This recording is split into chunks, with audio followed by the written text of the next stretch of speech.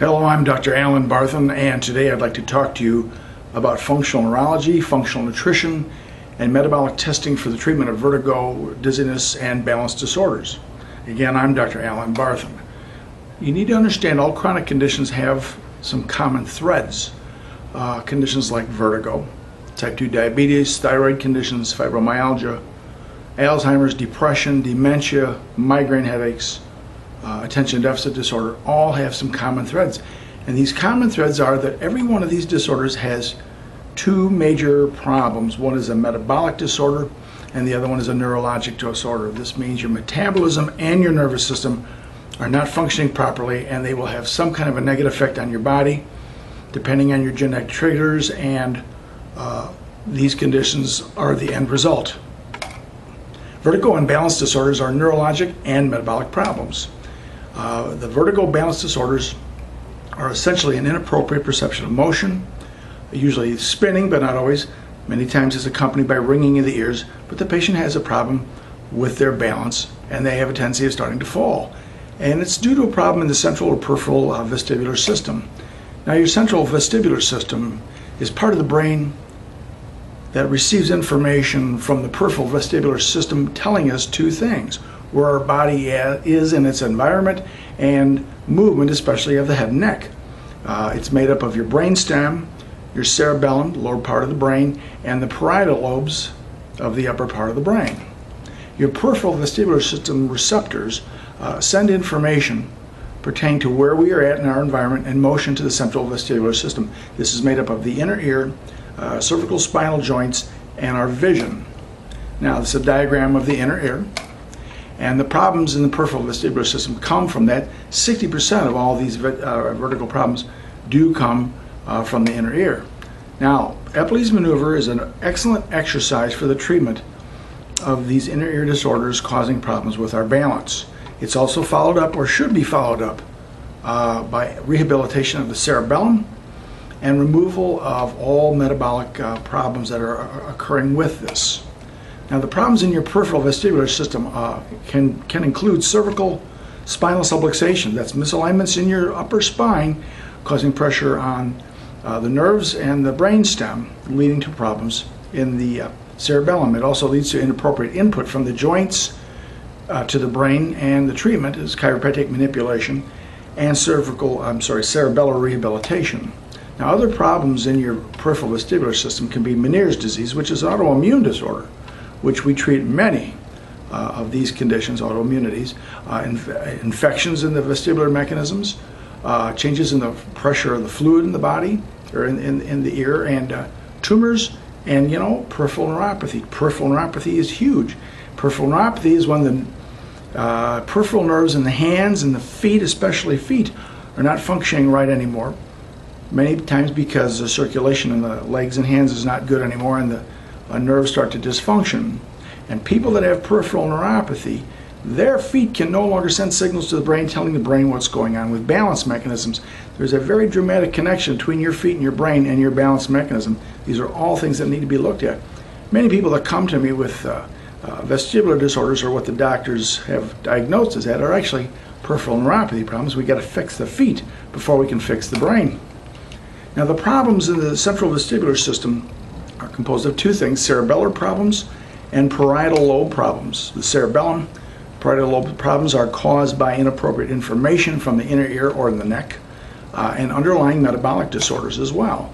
Now, your metabolism is nothing more than the food you eat and how your body turns it into the energy it needs to operate every day. Now, a question for you. Of all the food you're eating during the day, what system in your body uses 30% of all of it? And that is your nervous system. Your nervous system is comprised of only about 2 or 3% of the entire body weight, but it uses about 30% of the energy that you put in every day, so it operates. It's that metabolically active. The metabolic problems causing cerebellar and brain fatigue problems: poor blood sugar, anemias, not enough oxygen. Your brain requires a lot of oxygen. Of all the oxygen your body uses every day, your brain uses 20% of it. Inflammation is very, very important. Inflammation is the bad boy with almost all these chronic conditions. Inflammation is the underlying problem, and you've got to find the cause. What does medicine do for this? Corticosteroids. to knock the inflammation out, turns the immune system off, inflammation goes down, but they're not getting to the cause of the problem, and what we're doing is working on the cause. Also, heavy metal toxicities, mineral and vitamin deficiencies, infections in the gut, leaky gut syndromes, hormone imbalances, thyroid dysfunctions, and poor digestion. How do you know if you have any of those problems? Proper testing. Testing is so important, and most often you're having a lot of tests done. The doctors are always looking at your ears, and it may be a metabolic disorder. You've got to look at everything to get to the cause of the problem, not just masking the symptoms with drugs. And if you've had the test run and your doctor says, oh, they're normal, then why are you still sick? Why you still have vestibular problems? Because they're not looking at the right stuff. And the tests they run frequently are using lab values. The labs tell them what is normal and abnormal by comparing you to everybody else and using a bell curve average. What we use are the functional or optimal lab values for humans, and they're very much set in stone, and they're far more accurate and sensitive to reveal the problems we're looking for.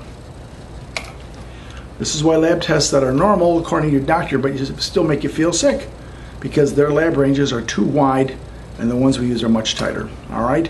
So if they're telling you that you don't have a blood sugar problem and you're running 109 blood sugar, it means you've got a blood sugar problem developing, where in the functional ranges 109 you'd be classified as diabetic.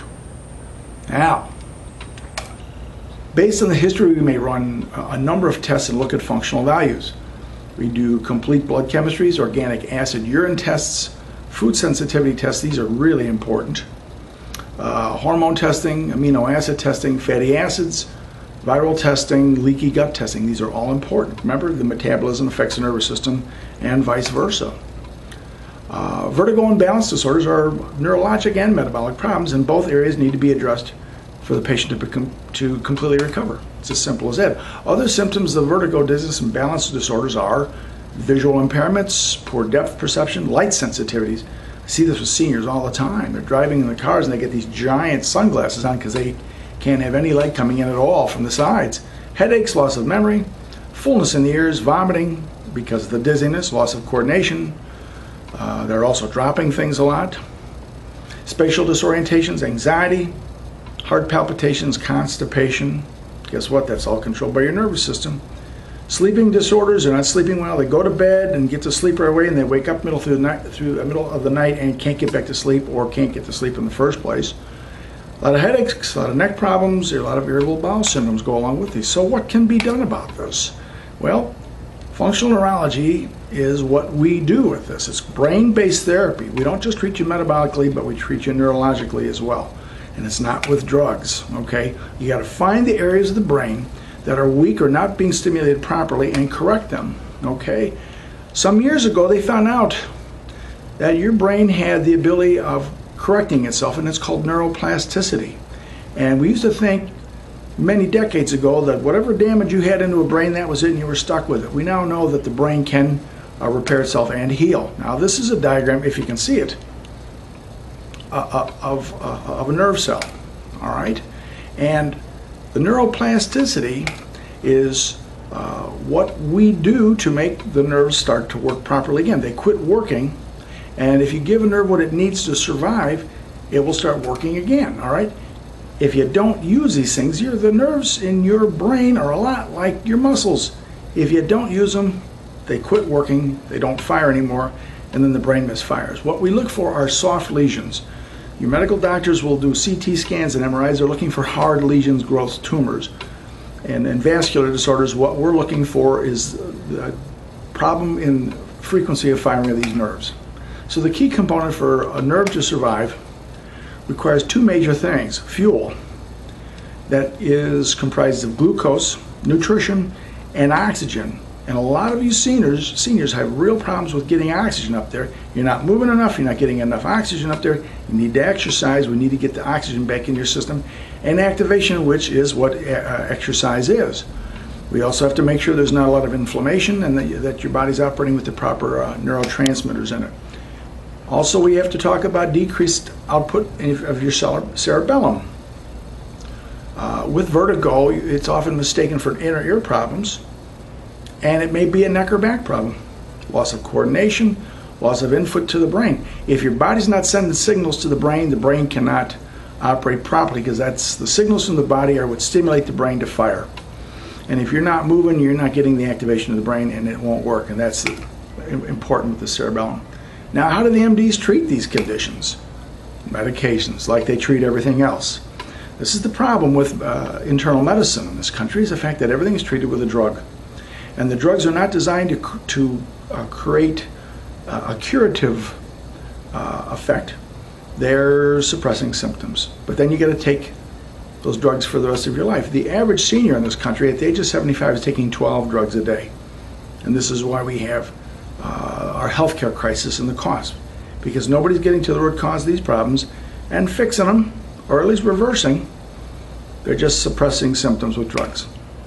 With brain-based therapy, we can determine with functional neurologic exam if a weak cerebellum is the cause of your disorder, or the vertigo or balance disorder. Then we apply oxygen and the proper nutrition and stimulation to the weak part of the cerebellum to make it strong so it fires properly again.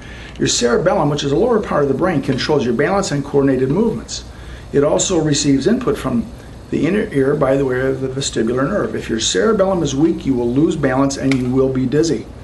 Now, why is oxygen so important? Because your brain is highly metabolically active, and it needs incredibly good nutrition and oxygen for it to fire and work properly. We can exercise it all day long, but if it's not getting the good nutrition, the fuel and the oxygen that it needs, it will not operate properly. As we age, our ability to deliver oxygen decreases, and as a result, we need to get you working more and breathing more oxygen. Many of you slouch so badly that you don't get proper chest expansion anymore, and therefore you don't inhale as much oxygen as deeply. Now, therapies used for brain activation are many times visual. We have checkerboard patterns, colors, eye exercises are huge with this office, and we have you breathing oxygen the whole time we're doing this. And other therapies we use, sometimes we have patients doing physical therapy, upper body ergometers, and look, this lady right here is breathing oxygen. Exercise with oxygen therapy, EWAT.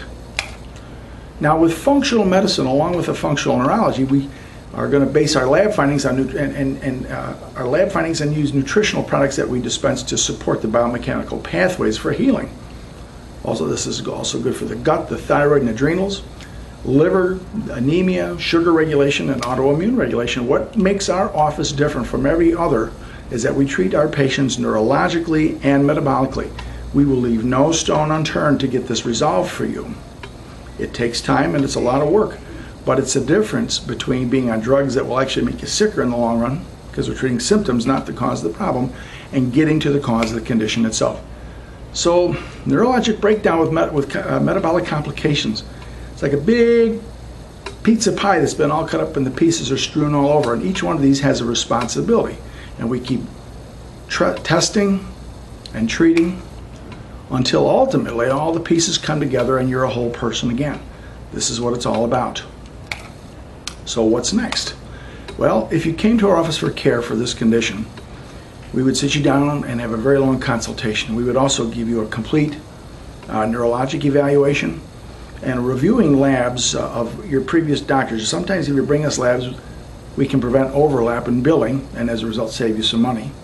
And use some of the labs your doctor brings in, because our analysis of the labs are different. We also have forms that you'll fill out. One's called a metabolic assessment form and the other one's a neurotransmitter assessment form.